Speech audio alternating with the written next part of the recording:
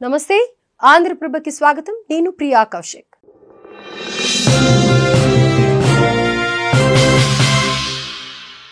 మదురైలో TVK Mahanadu Pawan తరహాలో mass entry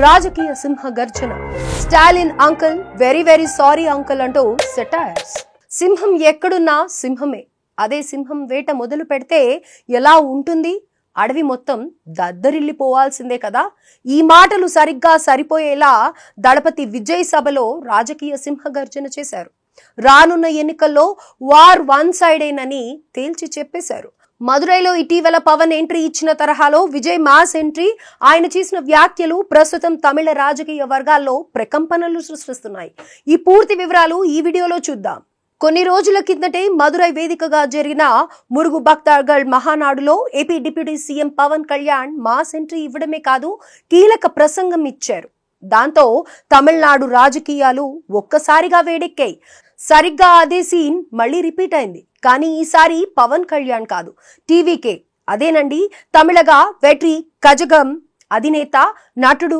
దళపతి Vijay మదురైలో TVK 2వ వార్షికోత్సవాన్ని పురస్కరించుకుని మహానాడు నిర్వహించారు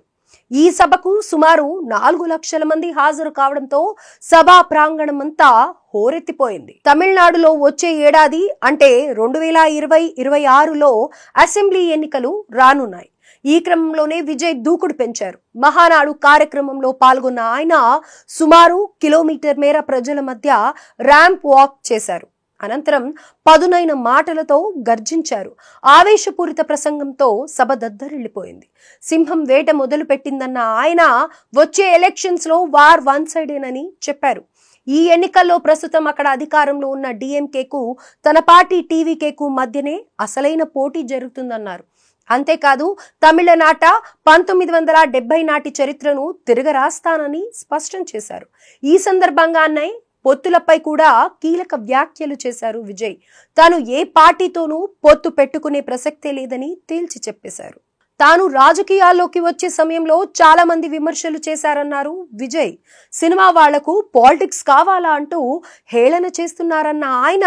ఒక హీరో గెలవడానికి టైం ఎంత పట్టిందో లెక్కలేస్తున్నారంటూ ధ్వజమెత్తారు విజయ్ ఎలా రాగలడు అతను ఎప్పుడు షూటింగ్లతో బిజీగా ఉంటాడు చాలా మంది చేయలేనప్పుడు విజయ్ మాత్రం ఎలా గెలుస్తాడు వారు విజయం సాధించడానికి చాలా ఏళ్ల సమయం పట్టింది అలాంటప్పుడు తను మాత్రం జనాలను ఓట్లుగా ఎలా మార్చగలడంటూ తీవ్ర విమర్శలు చేశారన్న విషయాన్ని గుర్తు చేశారు అయితే వారి అంచనాలన్నింటినీ పటాపంచలు చేస్తూ వచ్చే ఎన్నికల్లో టీవీకే ఘన విజయం సాధిస్తుందని ధీమా వ్యక్తం చేశారు విజయ్ అలాగే జన సమూహం గురించి విజయ్ మాట్లాడారు తన దగ్గరకు వచ్చే జనం నిజమైన ఓటర్లు కాదని చాలా మంది అంటున్నారు కానీ వాళ్ళందరూ ఈ జన సమూహం ఓట్లు మాత్రమే కాదు ప్రజా వ్యతిరేక పాలకులను వేటాడే సింహాలని చెప్పుకొచ్చారు సినీ వ్యక్తి సినిమా వ్యక్తి అని చెప్పాలంటే అంబేద్కర్ ను ఓడించిన వ్యక్తి సినిమా వ్యక్తి కాదు విరుద్ నగర్ లో కామరాజర్ ను ఓడించింది సినిమా వ్యక్తి కాదు రాజకీయ నాయకుడు సో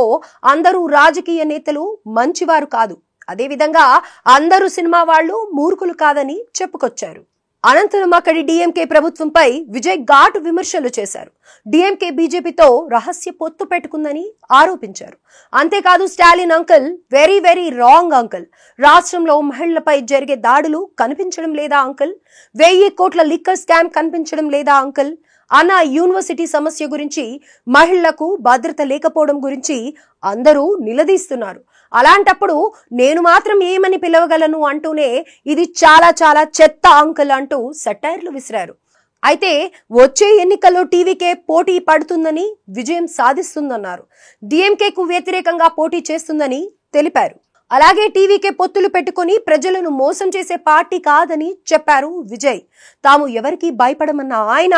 తమిళనాడు మహిళలు యువత సహా ప్రజలంతా తమతో కలిసి నడుస్తారని తెలిపారు వచ్చే ఎన్నికల్లో టీవీకే ప్రజా వ్యతిరేక శక్తులన్నింటినీ ఓడదీస్తుందన్నారు ఘన విజయం సాధించి ప్రభంజనం సృష్టిస్తుందన్నారు టీవీకే బలం దాని విధానాలను తక్కువ అంచనా వేయొద్దన్న విజయ్ తమిళ రాజకీయాల్లో ఇది నిర్ణయాత్మక ప్రభావాన్ని చూపిస్తుందని హామీ ఇచ్చారు ఈ సందర్భంలోనే తాను మదురై తూర్పు అసెంబ్లీ నియోజకవర్గం నుంచి పోటీ చేస్తానని ప్రకటించారు విజయ్ త్వరలో తాను పోటీ చేయబోయే మదురై జిల్లాలోని 9 ఇతర నియోజకవర్గాల జాబితాను ప్రకటిస్తానని తెలిపారు. టీవీకే అభ్యర్థికి ఓటు వేస్తే తనకు ఓటు వేసినట్లేనని విజయ్ నొక్కి చెప్పారు. సింహం ఎప్పుడైనా వేటకే వస్తుంది కానీ సరదా కోసం కాదు. అదే విధంగా సింహం తనతో సమానమైన లేదా దానికంటే పెద్ద జంతువులనే